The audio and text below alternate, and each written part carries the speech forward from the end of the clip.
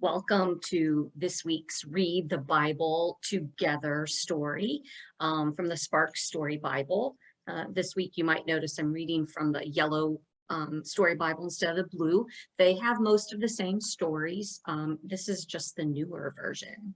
So this week we are reading from Ruth chapter 2, verses 1 through 17, the story of Ruth and Boaz.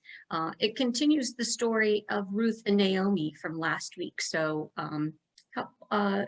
just continuing the Women in the Bible series here, just a little mini series. So Ruth and Boaz. Ruth and Naomi were very, very poor. Now you remember they traveled together to Ruth's hometown, right? And they didn't have any money to buy food to eat. Ruth said to Naomi, I'm going to go to the field nearby to pick up some of the leftover grain so we can make some bread to eat. Hopefully, I'll meet someone who can help us.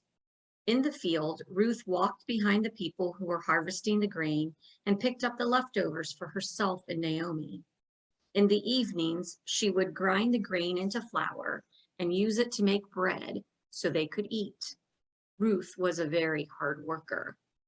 Ruth didn't know it, but she had picked a field that belonged to a rich man named Boaz. Boaz was also one of Naomi's relatives, and when Boaz saw Ruth, he asked, "Who is that woman picking up the leftovers?" See, there's Ruth picking up the leftovers and Boaz on the hill. The servant who was in charge of all the workers in the field said, "Oh, her? She isn't from here. She came with Naomi and asked if she could have some of the leftovers. She is a hard worker."